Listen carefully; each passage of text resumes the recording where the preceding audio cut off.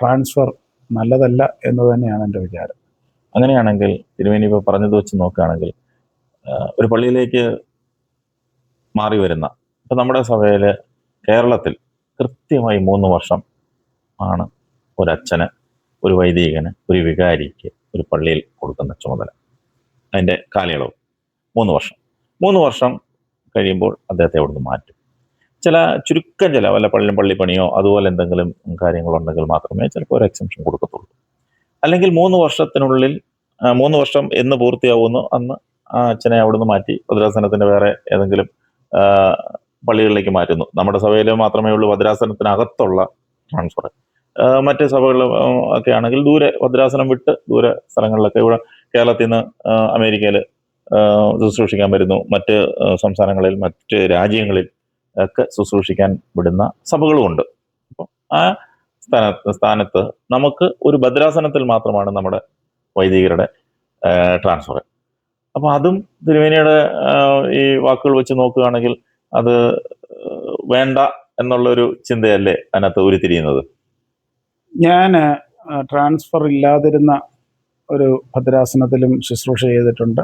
ഭൂരിഭാഗവും ട്രാൻസ്ഫർ ഉള്ള ഭദ്രാസനങ്ങളിലാണ് ശുശ്രൂഷ ചെയ്തത്. ഇപ്പോൾ ഞാൻ ട്രാൻസ്ഫർ ചെയ്യുന്ന ഒരു മെത്രാപ്പൊലീത്ത കൂടെയാണ്. അപ്പോൾ ഈ ട്രാൻസ്ഫർ ഇല്ലാതിരുന്ന ഒരു മെത്രാസനത്തിൽ ശുശ്രൂഷ ചെയ്തതിൻ്റെ വെളിച്ചത്തിൽ എനിക്ക് പറയാൻ സാധിക്കും. ഇത് വ്യക്തിപരമാണ്. ഞാൻ പറഞ്ഞല്ലോ, ഞാനും ഈ കഴിഞ്ഞ 2 വർഷം മുമ്പ് ട്രാൻസ്ഫർ കൽപ്പന നൽകി അച്ഛന്മാരെ ട്രാൻസ്ഫർ ചെയ്ത ആളാണ്. നാട്ടിലെ ഒരു സിസ്റ്റം ഫോളോ ചെയ്യുന്ന ഒരാളാണ്. അതിനെ ഞാൻ കോൺട്രഡിക്റ്റ് ചെയ്യാനായിട്ടല്ല. പക്ഷേ എന്താണ് ഇതിൻ്റെ എഫക്റ്റീവ്നെസ്, ഏതാണ് ബെറ്റർ, ഈ കാര്യങ്ങളിലൊക്കെ റീവിസിറ്റ് ചെയ്യണം, ഇവാലുവേഷൻ ഉണ്ടാകണം. ഞാൻ വീണ്ടും പറയുന്നു, ഇടവകയിൽ തീർച്ചയായും ഒരു വൈദികൻ്റെ പെർമനൻറ്റ് സാന്നിധ്യമാണ് ഇടവകയുടെ ആത്മീയ വളർച്ചയ്ക്ക് നല്ലത് എന്നാണ് എൻ്റെ വിചാരം. 2 തലമുണ്ട് അതിന്. ഒന്ന്, 3 വർഷം മാത്രം ഒരു വൈദികൻ ഇടവകയിൽ ശുശ്രൂഷ ചെയ്താൽ ആ വൈദികൻ പിന്നെ വേറൊന്നും പഠിക്കുകയോ എഴുതുകയോ വായിക്കുകയോ ചെയ്യാതെ തന്നെ ഈ ആൾ ഒരായുസ് മുഴുവൻ ജീവിക്കുവാനായിട്ട് സാധിക്കും. എന്നാൽ ഒരു വൈദികൻ ഒരു പള്ളിയിൽ പെർമനൻ്റായിട്ടിരുന്നാൽ ആ അച്ഛന് എല്ലാ ആഴ്ചയിലും പുതിയ കാര്യങ്ങൾ വായിക്കുകയും പ്രസംഗങ്ങൾ തയ്യാറാക്കുകയും ക്ലാസ്സുകൾ തയ്യാറാക്കുകയും ചെയ്ത് അച്ഛൻ്റെ വളർച്ച അതിൽ ഒരു ഭാഗമാണ്. രണ്ടാമത്തേത് എന്ന് പറയുന്നത്, പെർമനൻ്റായിട്ട് ഒരാൾ ഒരു പള്ളിയിൽ ഇരിക്കുമ്പോൾ ഒരു കുഞ്ഞ് ജനിക്കുന്നു, ആ കുഞ്ഞിനെ മാമോദിസ മുക്കുന്നു, ആ കുഞ്ഞിൻ്റെ വളർന്നു കഴിയുമ്പോൾ അതിനെ വിവാഹം കഴിക്കുന്നു. അച്ഛന് ദൈവം ആയുസ് നൽകുകയാണെങ്കിൽ ആ കുഞ്ഞിൻ്റെയും ആ ആളിൻ്റെയും കുഞ്ഞിനെ മാമോദിസ മുക്കാനോ വിവാഹം കഴിപ്പിക്കാനോ ഒക്കെയുള്ള സാഹചര്യങ്ങളുണ്ടാകും. എന്ന് പറഞ്ഞാൽ ഈ അച്ഛൻ അപ്പനായി മാറുന്ന ഒരു പ്രോസസ്സ് ഉണ്ട് അവിടെ. നമ്മളിന്ന് ചർച്ച ചെയ്യപ്പെടുന്ന സഭയുടെ ചില പ്രശ്നങ്ങളൊക്കെ ഉണ്ടല്ലോ, അച്ഛന്മാരിലുണ്ടായ ചില പ്രശ്നങ്ങളൊക്കെ, അതൊന്നും അപ്പനായി കഴിയുമ്പോൾ ഉണ്ടാവുകയില്ല എന്നാണ് എൻ്റെ വിചാരം. അതുകൊണ്ട് ആത്യന്തികമായി ഇതിനെക്കുറിച്ച് ഞാനതിന് ഇങ്ങനെ വേണം എന്ന് പറയുന്നില്ല. ഏറ്റവും കുറഞ്ഞത് ഇതിൻ്റെ ഇമ്പാക്റ്റ്, ഇതിൻ്റെ എഫക്റ്റീവ്നെസ് അതൊന്ന് ഇവാലുവേറ്റ് ചെയ്യാനെങ്കിലും സഭ തയ്യാറാകണം എന്നുള്ളതാണ് എൻ്റെ വിചാരം. വ്യക്തിപരമായി പെർമനൻറ്റ് സ്പിരിച്വൽ ഫാദറിൻ്റെ പ്രസൻസാണ് ഞാൻ സജസ്റ്റ് ചെയ്യുന്ന മിനിസ്ട്രിയുടെ മാർഗം. ഇവിടെ ഞാനൊക്കെ നാട്ടിൽ ഇപ്പം തിരുമേനി ആവുന്നതിന് മുമ്പ് അച്ഛനായിട്ട് അമേരിക്കയിൽ ശുശ്രൂഷ ചെയ്തിട്ടുണ്ട്, ചിക്കാഗോയിൽ. അത് കഴിഞ്ഞിട്ട് നാട്ടിൽ വന്നു, മേൽപ്പെട്ട സ്ഥാനത്തേക്ക് തിരഞ്ഞെടുക്കപ്പെട്ടു. ഇപ്പം തിരുമേനി പറഞ്ഞ പോലെ ഇപ്പം അച്ഛന്മാരെ ട്രാൻസ്ഫർ ചെയ്യുന്ന ഒരു ഭദ്രാസനാധിപനാണ്. നാട്ടിലെ ചില പള്ളികളിലൊക്കെ ചില വൈദികര് വികാരിമാരായി വന്നാൽ അവിടെ അന്തഛിദ്രങ്ങളൊക്കെ ഉണ്ടാക്കി അദ്ദേഹത്തിൻ്റെ പ്രവർത്തനം കൊണ്ട് ഒരു 3 വർഷം തന്നെ എങ്ങനെ സഹിക്കും എന്ന് വിചാരിക്കുന്ന ഇടവക്കാരും സഭാമക്കളുമുണ്ട് പല പള്ളികളിലും. ഞാൻ ആരെയും വിമർശിക്കാനോ അല്ലെങ്കിൽ ആരെയും ചെറുതാക്കാനോ പറഞ്ഞതല്ല. നമ്മുടെ പല പള്ളികളും, നമ്മുടെ പല ഭദ്രാസനങ്ങളിലും പല പള്ളികളും, ഒരുപക്ഷെ തിരുമേനിയുടെ ഭദ്രാസനത്തിൽ അതുണ്ടോ എന്ന് ചോദിച്ചാൽ എനിക്കറിയില്ല, എടുത്തു പറയാൻ എനിക്കറിയില്ല. പക്ഷേ ഞാൻ കണ്ടിട്ടുള്ള പല ഭദ്രാസനങ്ങളിലും എനിക്ക് നേരിട്ട് അനുഭവമുള്ള പള്ളികളും ഒക്കെ ഉണ്ട്. ആ അച്ഛൻ എങ്ങനെയെങ്കിലും അവിടെ നിന്ന് 3 വർഷം തികച്ചൊന്ന് പോയാൽ മതി എന്ന് ആഗ്രഹിക്കുന്ന ഒരുപാട് ഇടവ മക്കളുണ്ട്. അപ്പോൾ അവർക്ക് ആജീവനാന്തകാലം ഒരു വൈദികനെ സഹിക്കണമെന്ന് പറഞ്ഞാൽ അവർ ചിലപ്പോൾ ഇട്ടേച്ച് ചിലപ്പം വേറെ അപ്പുറത്ത് അവരെ സ്വീകരിക്കാൻ ബന്ധുക്കോസാർ ഉൾപ്പെടെ മറ്റു ഉൾപ്പെടെ നിൽക്കും. അവരങ്ങോട്ട് പോകും. കാരണം ഇത് ഇവിടെ നിന്നാൽ ഇദ്ദേഹം മൂലം ഉണ്ടാകുന്ന പ്രയാസങ്ങളും മാനസിക സംഘർഷങ്ങളും ഒക്കെ ഉണ്ടാവും. ഒരു വൈദികനാണ് പ്രശ്നമെങ്കിൽ ആ വൈദികനെ അടുത്ത പള്ളിയിലോട്ട് മാറ്റിയാൽ എന്ത് സംഭവിക്കും? ആ പള്ളിയിലും പ്രശ്നമാകത്തില്ലേ? അപ്പൊ ആ പള്ളിയിലും പ്രശ്നമാവും. അദ്ദേഹം പോകുന്ന സ്ഥലത്തെല്ലാം പ്രശ്നമായിരിക്കും. അപ്പോൾ അങ്ങനെയാണെങ്കിൽ നമ്മൾ ചെയ്യേണ്ടത് എന്താണ്? വൈദികന് എന്താണ് ആവശ്യമായിരിക്കുന്നത് എന്നുള്ളതല്ലേ ചിന്തിക്കേണ്ടത്, അല്ല ട്രാൻസ്ഫർ ആണോ ഇതിന്റെ സൊല്യൂഷൻ? ട്രാൻസ്ഫർ ഒരു സൊല്യൂഷൻ ആണെന്ന് ഞാൻ വിചാരിക്കുന്നില്ല. അത് കൂടുതൽ സ്ഥലങ്ങളിൽ അങ്ങനെ ഒരു വൈദികൻ ഉണ്ടെങ്കിൽ ആ വൈദികൻ പോകുന്ന അടുത്ത പള്ളിയിലും പ്രശ്നം ഉണ്ടാകും എന്നുള്ളതല്ലാതെ നമ്മുടെ പ്രശ്നങ്ങൾ മാറുന്നുണ്ടോ? അങ്ങനെയാണെങ്കിൽ ഞാൻ വീണ്ടും പറയുന്നു, ഈ വൈദികനെയാണ് നമ്മൾ നമുക്ക് അങ്ങനെ ഒരു സിസ്റ്റം ഇല്ല എന്നുള്ളതാണ് പ്രശ്നം. രണ്ട് കാര്യങ്ങൾ പ്രധാനമായിട്ടും ചെയ്യേണ്ടതായിട്ടുണ്ട്. അത് വൈദികനായാലും മെത്രാപ്പൊലീത്തായാലും. ഒന്ന്, അതിൻ്റെ സെലക്ഷൻ പ്രോസസ്സ് കൃത്യമായിരിക്കണം. ഈ ശുശ്രൂഷയ്ക്കും ഈ ജീവിതത്തിനും പറ്റിയ ആളുകളെ സെലക്ട് ചെയ്യുവാനായിട്ട് സഭയ്ക്കൊരു സംവിധാനം ഉണ്ടാകും. രണ്ടാമത്തേത്, ഒരു നിശ്ചിത കാലയളവിനുള്ളിൽ ആ ആളിനെ ഇവാലുവേറ്റ് ചെയ്യാനായിട്ടുള്ള ഒരു സംവിധാനം ഉണ്ടാകണം. അത് ഞാൻ ഉൾപ്പെടെയുള്ളവരെ ഇവാലുവേറ്റ് ചെയ്യണം, അതിൻ്റെ സംവിധാനം ഉണ്ടാകും. ആ സംവിധാനത്തിൽ ഞാൻ കറക്റ്റ് ചെയ്യപ്പെടേണ്ട മേഖലയുണ്ടെങ്കിൽ അതിൻ്റെ പേഴ്സണാലിറ്റി ആകാം, മറ്റുള്ളവരോടുള്ള ബന്ധങ്ങളിലാകാം, എൻ്റെ അക്കാഡമിക് ക്വാളിഫിക്കേഷൻ ആകാം, എൻ്റെ മോറൽ ലൈഫ് ആകാം. ഇതിനെയൊക്കെ ഇവാലുവേറ്റ് ചെയ്തിട്ട് ഞാൻ കറക്റ്റ് ചെയ്യപ്പെടാനുള്ള മേഖലയുണ്ടെങ്കിൽ അത് കറക്റ്റ് ചെയ്യപ്പെടുവാനായിട്ടുള്ള മാർഗമല്ലേ അന്വേഷിക്കേണ്ടത്. അതല്ലാതെ എന്നെ എടുത്ത് വേറൊരു പള്ളിയിലേക്ക്, വേറൊരു ഭദ്രാസനത്തിലേക്ക് മാറ്റി വെച്ചാൽ ആ ഭദ്രാസനത്തിലൂടെ രോഗം ബാധിക്കും, ആ പള്ളിയിലൂടെ രോഗം ബാധിക്കും എന്നുള്ളതല്ലാതെ പിന്നെ എൻ്റെ മിനിസ്ട്രിയിൽ ഞാൻ കണ്ടിട്ടുള്ളൊരു കാര്യം, ഒരു പള്ളിയിൽ ഒരു പ്രശ്നം ആരംഭിച്ചാൽ അതിൻ്റെ സൊല്യൂഷൻ അല്ലെങ്കിൽ അതിന് രമ്യമായി പെടണമെന്നുണ്ടെങ്കിൽ മിനിമം 5 to 7 years എങ്കിലും ഉണ്ടാകും. അപ്പോൾ അതാണ് എനിക്കതിനെക്കുറിച്ച് പറയാനായിട്ടുള്ളത്. അതുകൊണ്ട് ട്രാൻസ്ഫർ ഒരു സൊല്യൂഷൻ അല്ല. സൊല്യൂഷൻ വേണമെന്നുണ്ടെങ്കിൽ കറക്ഷനാണ് ആവശ്യമായിരിക്കുന്നത്. അത് ആരെയാണ് കറക്റ്റ് ചെയ്യേണ്ടത് എന്നുള്ളത്, അത് വൈദികനാണെങ്കിൽ വൈദികനെ കറക്റ്റ് ചെയ്യണം, മെത്രാപ്പൊലീത്തയാണെങ്കിൽ മെത്രാപ്പൊലീത്തയെ കറക്റ്റ് ചെയ്യണം. ഇടവക ജനങ്ങൾക്കാണ് കറക്ഷൻ ആവശ്യമുള്ളതെങ്കിൽ അവർ കറക്റ്റ് ചെയ്യപ്പെടണം. അങ്ങനെ ഒരു സംവിധാനം നമ്മുടെ സഭയിൽ സൃഷ്ടിച്ചെടുക്കുക എന്നുള്ളതല്ലാതെ ട്രാൻസ്ഫർ കൊണ്ട് പ്രശ്നത്തിന് സൊല്യൂഷൻ ഉണ്ടാകുമെന്ന് ഞാൻ വിചാരിക്കുന്നില്ല. അതുപോലെ മറ്റൊരു വിഷയമാണ് ഇന്ന് സോഷ്യൽ മീഡിയ. സോഷ്യൽ മീഡിയ ഇന്ന് ശാസ്ത്രം വളർന്നു, സോഷ്യൽ മീഡിയയും വളർന്നു. ഓരോ ദിവസം ചെല്ലുന്നതോറും അത് വളർന്നു വരിക, വളർച്ചയുടെ പാതയിലാണ്. അപ്പോൾ ആ സോഷ്യൽ മീഡിയ പലപ്പോഴും നമ്മുടെ സമൂഹത്തെയും ക്രൈസ്തവ സമൂഹത്തെയും നമ്മുടെ പള്ളികളെയും നമ്മുടെ സഭാവിശ്വാസികളിലൊക്കെ ഒരുപാട് സ്വാധീനം ചെലുത്തുന്നുണ്ട്. പല യുവാക്കളും പള്ളികളിൽ വരാതെ മാറി നിൽക്കുന്ന സാഹചര്യങ്ങൾ പലപ്പോഴും പലയിടത്തും ഉണ്ടായിട്ടുണ്ട്. ചോദിക്കുമ്പം അത് സോഷ്യൽ മീഡിയയിൽ ഞങ്ങൾ ഇന്നത് കണ്ടു, നമ്മുടെ സഭയെക്കുറിച്ച് ഇന്നത് കണ്ടു, സഭ ശുശ്രൂഷകരെ കുറിച്ച് അത് കണ്ടു, ഇത് കണ്ടു, അപ്പോൾ അതുകൊണ്ട് ഞങ്ങൾ പള്ളി പോകണോ എന്ന് പറഞ്ഞ് മാറി നിൽക്കുന്ന ചില യുവതലമുറയുണ്ട്.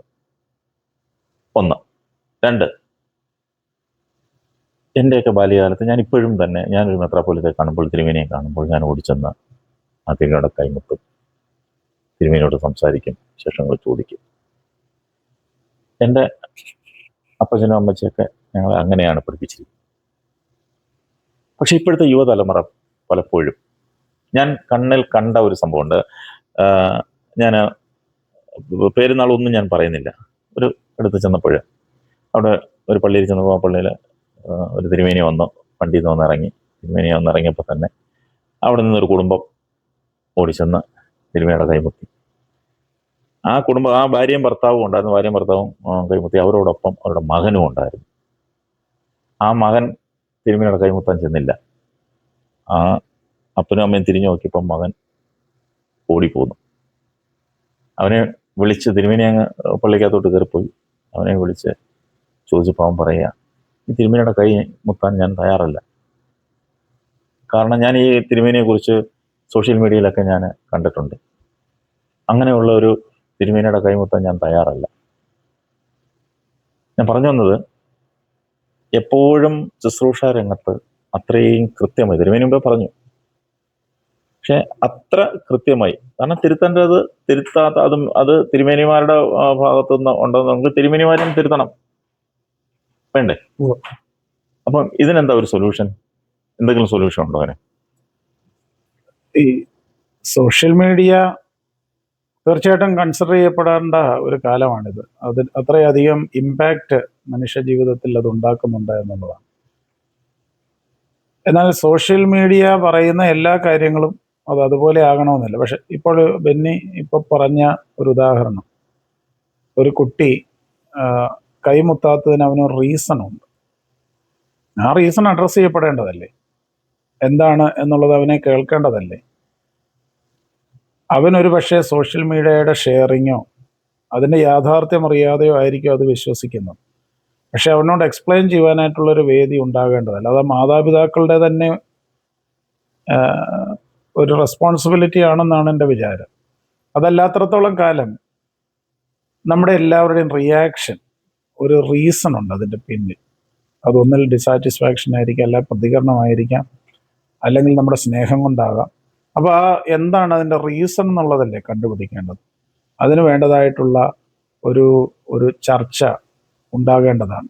ഇത് നമുക്ക് അതിനുള്ള ഒരു സമയമില്ല എന്നുള്ളതാണ് പ്രത്യേകമായിട്ടുള്ളത്. പണ്ട് നമ്മൾ അനുവർത്തിച്ചു കൊണ്ടിരുന്ന സംവിധാനങ്ങളെ അതുപോലെ തുടരണമെന്ന് ഒരു ആ, പുതിയ കാലഘട്ടത്തിലെ തലമുറയോട് നമ്മൾ ഇൻസിസ്റ്റ് ചെയ്താൽ അത് എത്രമാത്രം വിജയിക്കും എന്നുള്ളത് ഞാൻ സംശയിക്കുന്നു. പരിശുദ്ധനായ പൗലോസ്ലീഹ ആ, യഹൂദനെ നേടേണ്ടതിന് യഹൂദനായെന്നും യവനനെ നേടേണ്ടതിന് യവനനായെന്നും ഒക്കെ പറയുന്നത് പോലെയുള്ള ഒരു identifying with the present situation, അത് ക്ലർജിയുടെ അല്ലെങ്കിൽ പൗരോഹിത്യത്തിൻ്റെ തീർച്ചയായിട്ടും ശ്രദ്ധിക്കപ്പെടേണ്ട ഒരു മേഖലയാണ്.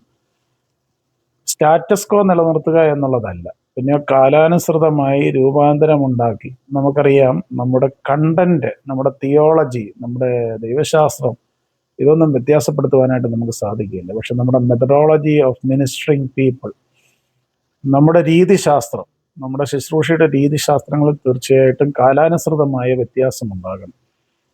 ഒരാൾ കൈമുത്തണം എന്നുള്ള ഒരു ശാഠ്യം നമുക്കുണ്ടാകുമ്പോൾ ആ ആ ആ കൈമുത്തിനെ കുറിച്ച്, അതിൻ്റെ അർത്ഥത്തെക്കുറിച്ച് ഒരുപക്ഷെ പുതുതലമുറയ്ക്ക് അറിയില്ലായിരിക്കും. അവരെ പഠിപ്പിക്കാനായിട്ട് നമ്മൾ സാധിച്ചിട്ടില്ല. ഇപ്പോഴത്തെ കുട്ടികൾ ചോദിക്കുന്ന എല്ലാ കാര്യങ്ങളുടെയും പിന്നാലെ ചോദിക്കുന്ന ഒരു ചോദ്യമുണ്ട്: എന്തുകൊണ്ട്? അത് എക്സ്പ്ലെയിൻ ചെയ്യുവാനായിട്ട് എവിടെ സാധിക്കുന്നു അവിടെ മാത്രമേ നമുക്ക് ഓറിയന്റേഷൻ ഉണ്ടാക്കുവാനായിട്ട് സാധിക്കുകയുള്ളൂ. അപ്പനും അമ്മയും ചെയ്തത് നമ്മളൊന്നും അങ്ങനെ ചെയ്തിട്ടില്ല. എൻ്റെ വല്യപ്പൻ ആ, ഒരു ഒരു വെള്ളമുണ്ടും തോർത്തും കൊടുത്താണ് ജീവിച്ചത്. എൻ്റെ അപ്പൻ വന്നപ്പോഴത് ഒരു ഷർട്ടും ഒരു മുണ്ടുമായി. എൻ്റെ തലമുറ വന്നപ്പോൾ അത് പാൻറ്റും ഷർട്ടുമായി. അതിനടുത്ത തലമുറ വന്നപ്പോൾ അതിനകത്ത് ടീഷർട്ടും ജീൻസുമായി. അങ്ങനെ നമ്മൾ നിശ്ചയിച്ചു വെച്ചിരിക്കുന്ന സമൂഹത്തിൻ്റെ ചില മാനദണ്ഡങ്ങൾക്ക് അനുസൃതമായിട്ടാകണമെന്നില്ല പുതിയ തലമുറ പോകുന്നത്. അപ്പോൾ അവരെ മനസ്സിലാക്കും ഇതെല്ലാം അവർ ചെയ്യുന്നതെല്ലാം ശരിയാണെന്നുള്ളതല്ല. പക്ഷേ എന്തുകൊണ്ട് നമ്മൾ പള്ളിയിൽ വരുമ്പോൾ വെള്ളവസ്ത്രം ധരിക്കണമെന്ന് പറഞ്ഞ് മനസ്സിലാക്കുവാനായിട്ടുള്ള സമയവും സാഹചര്യവും നമ്മൾ സൃഷ്ടിക്കാതെ അവൻ ജീൻസ് ഇട്ട് വരുമ്പോൾ അവനെ വഴക്ക് പറയുവാനും വിമർശിക്കുവാനും മാത്രമാണ് നാം ശ്രമിക്കുന്നതെങ്കിൽ അവർ പള്ളിയിൽ വരണ്ട എന്ന് തീരുമാനിക്കും എന്നാണ് എൻ്റെ വിചാരം. അപ്പം നമുക്ക് ടീച്ചിങ്, ഞാൻ പല സന്ദർഭങ്ങളിലും ഇത് പറഞ്ഞിട്ടുള്ളതാണ്, ഈ സഭയിൽ ടീച്ചിങ് വളരെ കുറഞ്ഞുപോയി, പഠിപ്പിക്കൽ വളരെ കുറഞ്ഞുപോയി. എന്തുകൊണ്ട്, എന്തിന് ഇത് ചെയ്യുന്നു എന്നുള്ളതിനെക്കുറിച്ചുള്ള ഒരു പഠിപ്പിക്കൽ അത് നമുക്കുണ്ടാകേണ്ടത് ആവശ്യമാണ് എന്നാണ് എൻ്റെ വിചാരം. ഇപ്പോൾ സോഷ്യൽ മീഡിയ തീർച്ചയായിട്ടും പൗരോഹിത്യത്തിലുള്ള എല്ലാവരും തന്നെ ശ്രദ്ധിക്കേണ്ടതായിട്ടുണ്ട്. നമ്മുടെ ചലനങ്ങൾ പോലും ഒപ്പിയെടുത്ത് അത് ഷെയർ ചെയ്യപ്പെടുന്നുണ്ട്. എന്നാൽ ജനം ശ്രദ്ധിക്കേണ്ടത് ഇതിൻ്റെ യാഥാർത്ഥ്യം എന്താണ് എന്നുള്ളത്. കഴിഞ്ഞ ദിവസവും ഞാൻ എൻ്റെ പ്രസംഗത്തിൽ പറയുകയുണ്ടായി, ഞാൻ ഉണ്ടെങ്കിൽ എന്നെ ഒന്ന് കോണ്ടാക്ട് ചെയ്തിട്ട് ഇത് ശരിയാണോ, ഇങ്ങനെ സംഭവിച്ചോ എന്ന് അന്വേഷിക്കുവാനെങ്കിലും സാധിക്കാതെ കിട്ടുന്നത് മുഴുവൻ ഷെയർ ചെയ്യുന്ന ഒരു രീതിയാണ് ഇപ്പോഴുള്ളത്. അതിൻ്റേതായിട്ടുള്ള പ്രതിസന്ധികളൊക്കെ നമ്മുടെ സഭയിലും സമൂഹത്തിലും ഒക്കെ ഉണ്ട് എന്നാണ് എൻ്റെ വിചാരം.